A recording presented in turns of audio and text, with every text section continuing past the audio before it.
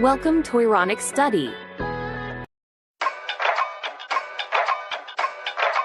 Dear student, अब हम carbohydrate के मोनोसैकेराइड के टॉपिक में पार्ट 2 को डिस्कस करेंगे, जो बेसिकली हमारे पास है हेक्सोज शुगर।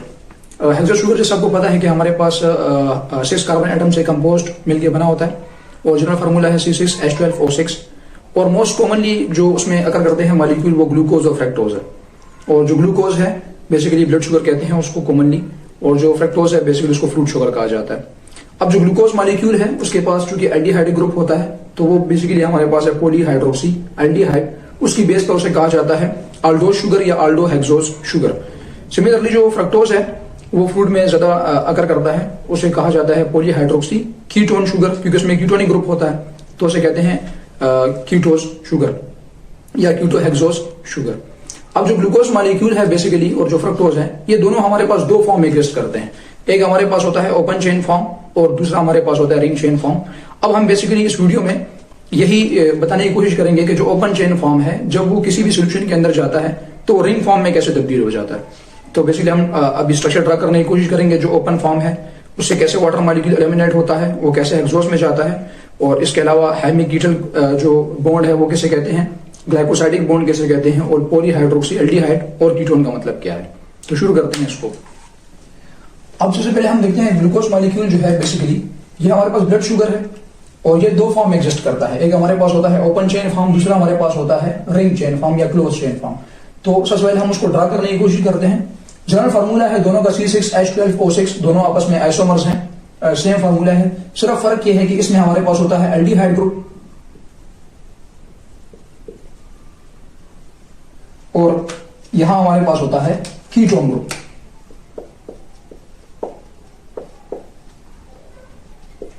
तो इस बेस की वजह से क्योंकि यहां पर बहुत ज्यादा हाइड्रोक्सी ग्रुप भी होते हैं तो ग्लूकोज को हम कहते हैं पॉलीहाइड्रोक्सी एल्डिहाइड और फ्रक्टोज को हम कहते हैं पॉलीहाइड्रोक्सी कीटोन। पॉलीहाइड्रोक्सी एल्डिहाइड की वजह से ग्लूकोज मॉलिक्यूल को सेकंड नेम भी दिया जाता है, वो हमारे पास है aldo hexose. Aldo hexoses. OSE basically stand करता है मोनोसैकेराइड के लिए, और चूंकि इसमें 6 कार्बन एटम है तो इसे कहते हैं हेक्सा, और आल्डो से कहते हैं चूंकि इसमें एल्डिहाइड ग्रुप है तो ग्लूकोज को हम कहते हैं शॉर्ट फॉर्म में आल्डो हेक्सोसिस। सिमिलरली जो कीटोन है, जो फ्रक्टोज ग्रुप है उसमें जो कीटोन ग्रुप होता है तो उसे हम कहते हैं कीटो हेक्सोसिस। इसमें कीटोन ग्रुप है, 6 कार्बन एटम है और मोनोसैकेराइड है तो फ्रक्टोज को कीटो हेक्सोसिस भी कहा जाता है। अब सबसे पहले हम ग्लूकोज मॉलिक्यूल का स्ट्रक्चर बनाते हैं ओपन चेन फॉर्म में and then close chain form में। तो चूंकि हमें पता है कि इसमें हमारे पास 6 कार्बन एटम होते हैं तो उसको हम ड्रा करेंगे। कार्बन 1 2 3 4 5 6 और हमसे इसको लेबल कर लेते हैं कार्बन नंबर 1 2 3 4 5 6। अब यहां पर इनकी वैलेंसीज को ओपन कर लेते हैं। कार्बन एटम चूंकि हमारे पास 4 बॉन्ड बनाता है और यहां पर टॉप पे हमारे पास होता है functional group carbon double bond oxygen, जो हमारे पास है एल्डिहाइड ग्रुप। अब ये जो बाकी जो वैलेंसीज हैं यहां पर हमारे पास हाइड्रोजन और हाइड्रोक्सी ग्रुप अटैच होते हैं। यहां पर हाइड्रोजन ग्रुप अटैच हो जाएगा तो इस पूरे मॉलिक्यूल को हम कहते हैं एल्डिहाइडिक फंक्शनल ग्रुप। इसकी बेस पर जो है यहां पर एल्डिहाइड चूंकि लगा हुआ है तो उसे हम ग्लूकोज कहेंगे। जो कार्बन नंबर 2 है उसके वन साइड पे लगा होता है हाइड्रोक्सी ग्रुप और सेकंड साइड पे लगा होता है हाइड्रोजन ग्रुप। कार्बन नंबर 4 के वन साइड पे हाइड्रोक्सी ग्रुप, यहां पर भी हाइड्रोजन ग्रुप, यहां पर भी हाइड्रोक्सी ग्रुप, यहां पे हाइड्रोजन, यहां पे हाइड्रोक्सिल, यहां पे हाइड्रोजन, यहां पे भी हाइड्रोजन ग्रुप। अब जो कार्बन नंबर 3 है यहां पर ओरिएंटेशन डिफरेंट होती है, बाकी सब में हाइड्रोक्सिल ग्रुप सेम आते हैं, यहां पे हाइड्रोजन ग्रुप सेम आते हैं। कार्बन नंबर 3 पर ओरिएंटेशन मुख्तलिफ होती है, तो यहां पर हम करते हैं हाइड्रोजन, यहां पर हम करते हैं हाइड्रोक्सिल। ये ग्लूकोज का ओपन चेन स्ट्रक्चर है, ओपन स्ट्रक्चर। अब चूंकि हमारे पास जो कार्बन एटम है ये जो एल्डिहाइड फंक्शनल ग्रुप है ये बहुत ज्यादा रिएक्टिव है, लिहाजा यहां पर एक रिएक्शन हो जाता है, इसी की बेस पर इन्हें रिड्यूसिंग शुगर भी कहा जाता है। अब हम क्या करते हैं कि ये जो हाइड्रोजन ग्रुप है ये कार्बन नंबर 5 के हाइड्रोक्सिल ग्रुप से रिएक्शन कर लेता है। हमेशा आप लोगों ने याद रखना है जो भी ग्लूकोज मॉलिक्यूल है जब भी उसमें रिएक्शन होगा तो कार्बन नंबर 1 का हाइड्रोजन और कार्बन नंबर 5 का हाइड्रोक्सिल ग्रुप आपस में रिएक्शन करेंगे। जब ये रिएक्शन करेंगे तो कुछ हमारे पास इस तरह का स्ट्रक्चर बन जाएगा। यहां से वाटर मॉलिक्यूल एलिमिनेट हो जाएगा। अब यहां से जो वाटर मॉलिक्यूल है, यहां पर H और यहां पे हाइड्रोक्सिल ग्रुप दोनों मिलकर कंबाइन होकर वाटर मॉलिक्यूल की फॉर्म में एलिमिनेट हो जाएंगे। हम जरा इसको यहां ड्रॉ करते हैं। ये हाइड्रोक्सिल ग्रुप के अलावा हम देखते हैं हमारे पास कार्बन नंबर 1 2 3 4 5 एंड 6, 1 2 3 4 5 6। अब जो कार्बन नंबर 5 और 1 है, ये बेसिकली हमारे पास रिएक्शन करते हैं यहां पे डबल बॉन्ड ऑक्सीजन, यहां पे हाइड्रोजन। जब ये वाला हाइड्रोजन यहां से एलिमिनेट हो जाएगा, ये वाला हाइड्रोजन यहां से एलिमिनेट हो जाएगा, तो बॉन्ड जो है वो कार्बन नंबर 1 और हमेशा कार्बन नंबर 5 के दरमियान बनेगा। अभी जो ऑक्सीजन मॉलिक्यूल है ये सेंटर में आ जाएगा यहां पे, और कार्बन नंबर 1 और 5 के दरमियान एक बॉन्ड बन जाएगा। तो जो स्ट्रक्चर होगा बेसिकली रिंग फॉर्म में आ जाएगा। तो इसको हम जब ड्रॉ करते हैं तो हमारे पास इस तरह का स्ट्रक्चर बनेगा।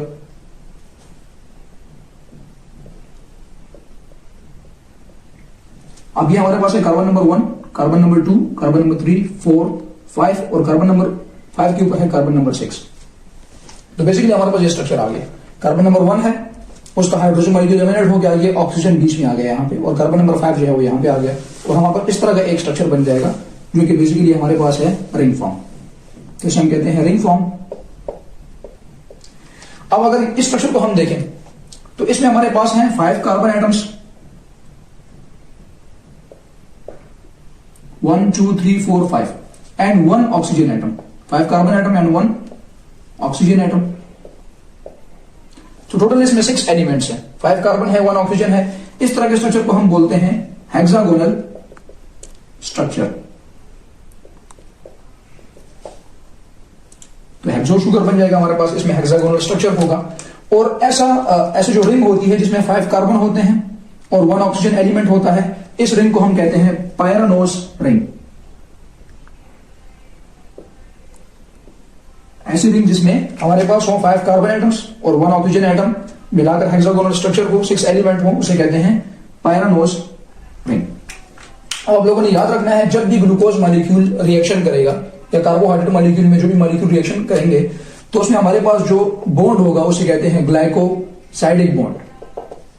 The bond that is form in the carbohydrate molecule is always a glycosidic bond. But यहां पर आप देखें कि कार्बन नंबर 1 जो है वो भी एक ही ग्लूकोज का है और कार्बन नंबर 5 भी उसी ग्लूकोज का है। जब भी 2 कार्बन एटम एक ही ग्लूकोज मॉलिक्यूल के अंदर से रिएक्शन करेंगे तो वो भी ग्लाइकोसाइडिक बॉन्ड ही होगा, लेकिन उसको हम नाम चेंज कर देंगे। वो हमारे पास होगा Hemy acetal bond. Hemiacetal किसे कहते हैं? Both carbon atoms of same glucose. Carbon atom जो है अगर वो सेम ग्लूकोज मॉलिक्यूल के हों तो उस बॉन्ड को हम कहते हैं हेमी एसिटल बॉन्ड। और वो hemi acetal bond basically glycosidic bond ही है, क्योंकि ग्लूकोज मॉलिक्यूल बना रहे हैं। जब भी कोई कार्बोहाइड्रेट में बॉन्ड बनता है उसे ग्लाइकोसाइडिक बॉन्ड कहते हैं, लेकिन अगर वो डिफरेंट मॉलिक्यूल में हो देन सिर्फ ग्लाइकोसाइडिक होगा।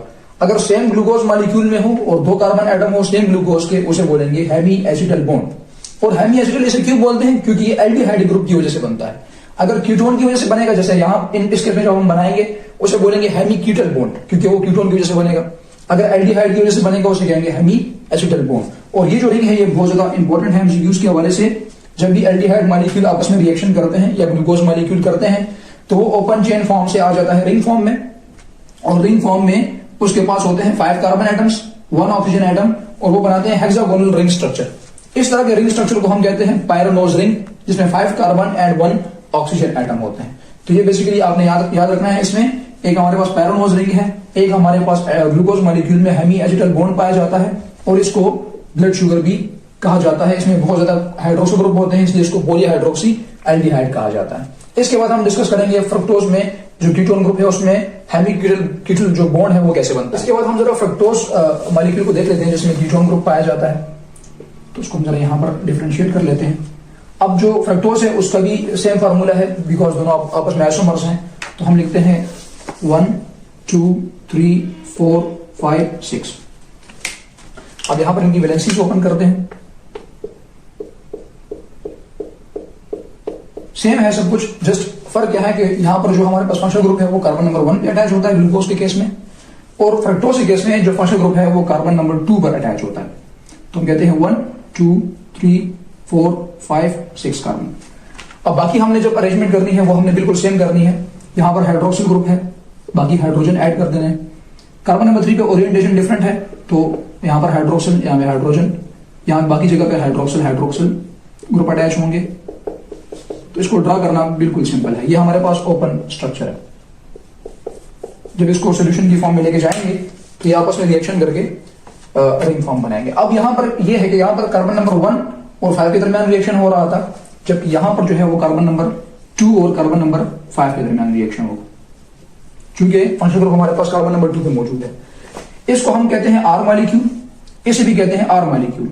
तो जब आर मॉलिक्यूल किसी भी कार्बन डबल बॉन्ड ऑक्सीजन और आर से अटैच हो, उसे कहते हैं कीटोन ग्रुप। तो फ्रक्टोज के अंदर हमारे पास कीटोन ग्रुप पाया जाता है, और बहुत ज्यादा हाइड्रोक्सिल ग्रुप है तो इसे कहते हैं पॉलीहाइड्रोक्सी कीटोन, और इसको आम अल्फाज में कहते हैं कीटोहेक्सोसिस, कॉमनली से कहा जाता है। अब जब ये दोनों मॉलिक्यूल आपस में रिएक्शन करेंगे तो वाटर मॉलिक्यूल जो है वो यहां से हाइड्रोजन, यहां से हाइड्रोक्सिल एलिमिनेट हो जाएगा और हमारे पास एक रिंग का स्ट्रक्चर आ जाएगा। अब ऑक्सीजन एटम जो है वो सेंटर में है, इसके यहां पर भी कार्बन एटम है और यहां पर भी कार्बन एटम है। क्योंकि हमारे पास कार्बन नंबर 2 और कार्बन नंबर 5 ने रिएक्शन किया है तो इसे हम कहते हैं कार्बन नंबर 2, इसे कहते हैं कार्बन नंबर 5। इसको अटैच करते हैं कार्बन से, carbon number 2, carbon number 3, carbon number 4। एक कार्बन यहां पर अटैच होता है, एक कार्बन यहां पे अटैच होता है। यहां पर जो कार्बन नंबर 2 है और कार्बन नंबर 5 आपस में रिएक्शन करते हैं तो ऑक्सीजन जो है वो बीच में आ जाता है और बाकी कार्बन अपनी अरेंजमेंट के साथ आ जाते हैं। Carbon number 1, carbon number 2। अब अगर हम इस रिंग को देखें, जैसे कि यहां पे हमारे पास पैरानोज रिंग में 5 carbon atom and 1 oxygen atom थे, तो इस केस में हमारे पास हैं 1 2 3 4 carbon atom plus 1 oxygen atom.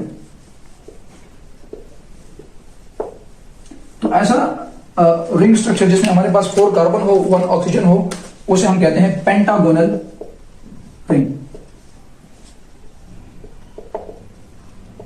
Pentagonal ring कहेंगे इसको, और इस रिंग का हम नाम रखेंगे फ्यूरोनोज रिंग। ऐसे रिंग को फ्यूरोनोज रिंग कहा जाता है।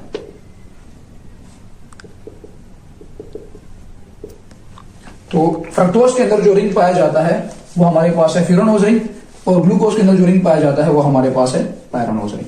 तो ये बेसिकली इसका स्ट्रक्चर है और इसको इस तरह ड्रा किया जाता है। अब लास्ट में हम देखते हैं ये जो हमारे पास हाइड्रोक्सिल ग्रुप है, यहाँ पे ये कीटोन ग्रुप है, ये हमारे पास जो ग्रुप है ये एल्डिहाइड ग्रुप है। इस एल्डिहाइड और कीटोन ग्रुप की वजह से ये बहुत ज्यादा रिएक्टिव होते हैं। एल्डिहाइड और कीटोन की वजह से ये मॉलिक्यूल बहुत ज्यादा रिएक्टिव होते हैं और जल्द ही रिएक्शन करके ओपन चेन फॉर्म से रिंग स्ट्रक्चर में चले जाते हैं। इसकी बेस पर इनको कहा जाता है रिड्यूसिंग शुगर।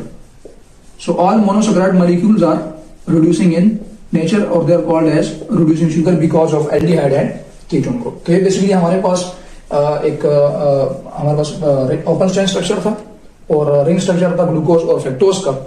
और इसके बाद हम जो है वो पेंटोज को स्टडी करेंगे, क्योंकि हेक्सोज के बाद जो मोस्ट कॉमनली अकर करता है वो पेंटोज शुगर है। Thanks for watching our video.